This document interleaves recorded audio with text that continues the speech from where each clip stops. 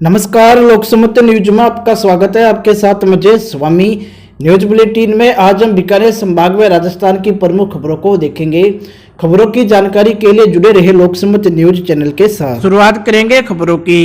श्रीगंगानगर जिला मुख्यालय पर दलितों पर बढ़ते अपराध में भाजपा अनुसूचित जाति मोर्चा के प्रदेशाध्यक्ष कैलाश मेघवाल पर हुए हमले के विरोध में दलित समाज संघर्ष समिति व भाजपा द्वारा विशाल धरने व प्रदर्शन का आयोजन किया गया। इस धरने को वक्ताओं के द्वारा संबोधित किया गया। संबोधन के दौरान भाजपा नेता कैलाश मेघवाल ने कहा कि अगर मेरी हत्या से श्रीगंगानगर जिले और देश के किसानों का भला हो सकता है तो आओ और मुझे मार डालो, परंतु जिले की शांति व्यवस्था को खराब मत करो। इस दौरान कैलाश मेघवाल ने एहतराम बेनीवाल पर भी तंज कसा। इसलिए हुआ आपका, मैंने क्या बिगाड़ा था और हमला भी कैसे हुआ। प्रतीकात्मक विरोध होता है राजनीति में। कोई नेता आते हैं, हम भी विरोध करते हैं, काले झंडे दिखा दिए, नारेबाजी कर दी, थोड़ा उसके बारे में मुर्दाबाद कर दिया, कब्र खुदेगी ये बोल दिया, ये तो ठीक है। लेकिन हम किसी के टच कर सकते हैं क्या? हाथ लगा सकते हैं क्या? और जानलेवा हमला कर दिया और मुझे पीटते पीटते साइड में लगे, बोले साले को नाले में पटको, नाले में पटको। वहां दो कांस्टेबल खड़े थे, उनके अंदर जाके मैं गिरा तो मैंने कहा यार कुछ तो शर्म कर लो, मुझे जान से मारेंगे। और मैं समझ गया था आज मारेंगे, छोड़ेंगे नहीं। मेरे सहयोगी को मैंने उनको कहा मेरा सर पकड़ो यार, ये मारेंगे, मेरे सिर में चोट लगी है और मैं चक्कर आके गिरूंगा, गिरते ही मुझे मारेंगे। मौत तो सामने दिख रही थी, मौत से साक्षात्कार तो मैंने कर लिया, अब डरूंगा नहीं। मैं डरना तो बंद हो गया, मैंने मौत को आंखों से देख लिया। ये क्या तरीका है भाई विरोध करने का? ये पूछना चाहता हूँ आदरणीय हेतराम जी से पूछना चाहता हूँ। उनके नेतृत्व में हुआ है। 85 साल की उम्र लेने के बाद भी अक्ल नहीं आई। मोदी जी ने पार्लियामेंट में कहा था कुछ लोगों की उम्र बढ़ती है, अक्ल नहीं बढ़ती है। वो हेतराम जी उसी में शामिल है। हेतराम जी, आप इस बुढ़ापे में आने वाली पीढ़ियों को कौन सा संस्कार देके जाना चाहते हो? कौन सी आप बुद्धि देके जाना चाहते हो? क्यों अराजकता फैला रहे हो हेतराम जी? और मेरे हमला होने के बाद मुझे दुख इस बात का हुआ कि हमारे दोनों जिलों के वयोवृद्ध नेता हेतराम जी वहाँ मौजूद थे, उकसा रहे थे, धमका उनको जिस प्रकार से प्रेरित कर रहे थे। और मुझे लगा कि हेतराम जी इस बात की निंदा करेंगे कि भी आंदोलन हम कर रहे हैं लेकिन किसी पर जानलेवा हमला नहीं करना चाहिए। यदि कोई किसान को लगता है कि गलत है, इसमें एक शब्द भी किसान के खिलाफ है तो केंद्र की सरकार उसको बदलने के लिए तैयार है और हम भी किसानों के साथ हैं। लेकिन किसानों की बात तो केंद्र सरकार से एक बार भी नहीं हुई है। मैं आंदोलनकारियों से पूछना चाहता हूं कि आपने खेत में काम करने वाले, हल लेकर के खेत जोतने वाले 20 किसानों की कमेटी बना दो, आप साइड में हो जाओ और वो 20 किसानों की कमेटी केंद्र के कृषि मंत्री के पास भेज दो। आधा घंटा में समस्या हल हो जाएगी। इन्होंने किसानों से बात नहीं करने दी। बात करने के लिए कौन जाते हैं? हंसराज जी जैसे कह रहे थे, किसान कोई नहीं गया बात करने के लिए। और दिल्ली की सड़क पर आप बैठे हुए थे ना, लाख लोग लेकर के बैठे होंगे। आज वहाँ कोई किसान नहीं है। सारा आंदोलन कॉमरेडों के हाथ में आ गया है और कॉमरेड यही चाहते थे कि हम आंदोलन हमारे हाथ में ले लें, 2 पैसे कमा लें। इसलिए किसान कोई नहीं है। और मेरे साथ झगड़ा हुआ था, उसमें एक भी किसान नहीं था। किसान के लिए तो हम गर्दन कटाने के लिए तैयार हैं। कोई किसान आइए मेरी गर्दन काटना चाहता है, काट सकता है। कॉमरेडों से गर्दन नहीं कटवाएंगे, कांग्रेस के लोगों से गर्दन नहीं कटवाएंगे। तुम किसान नहीं हो, किसान के नाम पर आप राजनीति करने वाले लोग हो। कॉमरेड किसान नहीं है, ये कॉमरेड काम करने वाले भी नहीं है, निठल्ले लोग हैं, कोई काम नहीं करते हैं। मैं पूछना चाहता हूँ इस मंच के माध्यम से कि कोई भी कॉमरेड नेता धंधा नहीं करता, व्यापार नहीं करता, काम नहीं करता, वो सारे करोड़पति कैसे? कोई धंधा नहीं है इनका। एक भी नेता का धंधा बता दो मेरे को। दलाली करने का काम करते हो। मारपीट और किसी को जबरदस्ती पकड़ना, छीना झपटी करना, कपड़े फाड़ना, हमारी दलित महिलाओं, बहनों, बेटियों के साथ छेड़छाड़ी करना, ये ये यहाँ ही नहीं, पूरे राजस्थान सरकार में दलितों पर, महिलाओं पर, कमजोर तबके के लोगों पर अत्याचार हो रहे हैं। कांग्रेस सरकार पूर्णतः विफल हो चुकी है, आम जनता त्राही त्राही कर चुकी है। आज हम अपने ज्ञापन के माध्यम से पुलिस प्रशासन के अधिकारियों से निवेदन करते हैं कि 30 तारीख को और 11 तारीख को जितने भी हमारे पदाधिकारी थे उनके साथ जो मारपीट हुई या घृणित करते हुआ, उसके खिलाफ जो भी दोषी हैं उनको तुरंत शीघ्र गिरफ्तार करके सलाखों के पीछे भेजें। हो रही है ये घटनाएं बड़ी दुख का विषय है कि भाईचारे से रहने वाले लोगों के साथ इस प्रकार की घटनाएं हो रही है।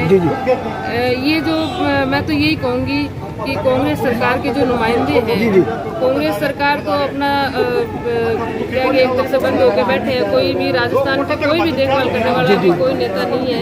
राजस्थान की जनता की जो स्थिति है वो बहुत ही सोचनीय अभी विषय हो गया है कि जनता की कोई सुनने वाला ही नहीं है। बढ़ते हैं अगली खबर की ओर।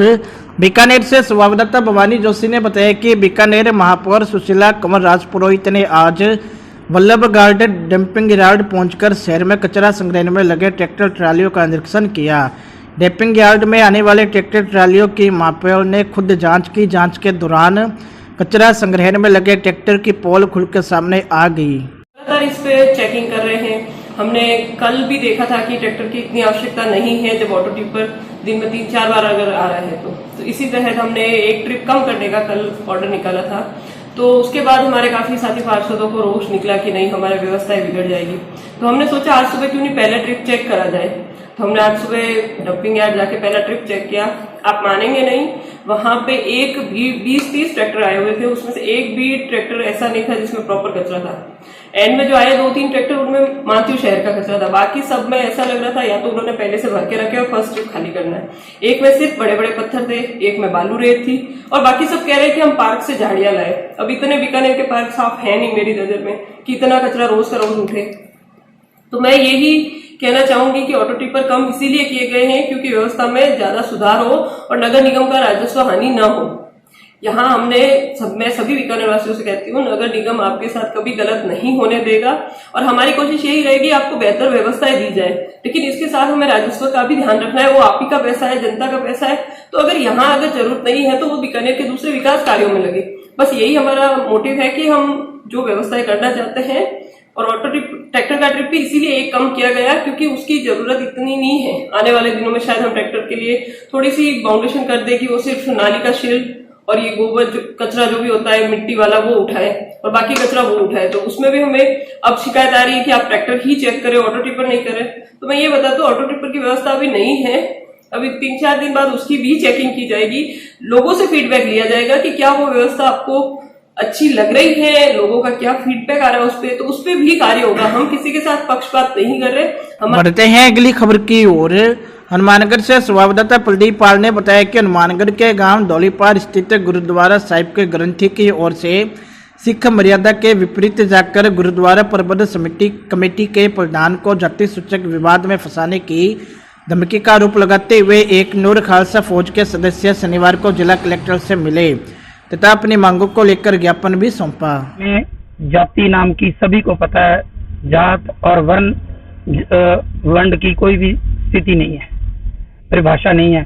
2014-15 के सेशन में खुद मोदी जी ने एनडीए गवर्नमेंट के थ्रू ये आदेश पारित करवा दिया कि सिख की परिभाषा क्या है। सिख केवल सिख है, कोई सहजधारी नहीं, कोई मजहबी सिख नहीं, कोई जाट सिख नहीं है। तो जब इस बार की जनगणना हो रही है उसमें भी ये केंद्र से विज्ञप्ति जारी हुई है कि अगर कोई अपने आप को सिख लिखता है तो उसकी जाति का वर्णन ना हो, केवल उसे सिख लिखा जाए। अगर वो लिखाना चाहता है तो उसको खालसा लिखा जाए। तो सिख दो ही तरह के हैं, जो अमृतधारी हैं या शख्सियत तौर पे है। और हरप्रीत सिंह जी, प्रगट सिंह जी, ये दोनों अमृतधारी सिख हैं। और ये नियम है कि आप सिख धर्म में वाणी के अनुसार मंगन गया सो मर गया, कोई मांग नहीं सकता। जब इन्हें मांगने से वर्जित किया गया कि आप मांग नहीं सकते, तो इन्होंने कहा हट से भी मैं तो मांगूंगा। तो गुरुद्वारा के प्रधान प्रबंधक, मुख्य प्रबंधक होने के नाते इन्होंने कहा कि आप ऐसा नहीं कर सकते, क्योंकि आपने कभी भी पूरे भारत में, विश्व की तो बात छोड़ो, पूरे भारत में कभी किसी सिख को भिक्षा मांगते या भीख मांगते नहीं देखा। जब सिख सामाजिक कार्य में भीख नहीं मांग सकता तो धर्म के नाम से कैसे मांगेगा। बढ़ते हैं अगली खबर की ओर। हनुमानगढ़ में किन्नर गुरु व चेलों के मध्य पिछले कुछ दिनों से गहराई विवाद का शनिवार को शांतिपूर्वक पेटाछेप हो गया।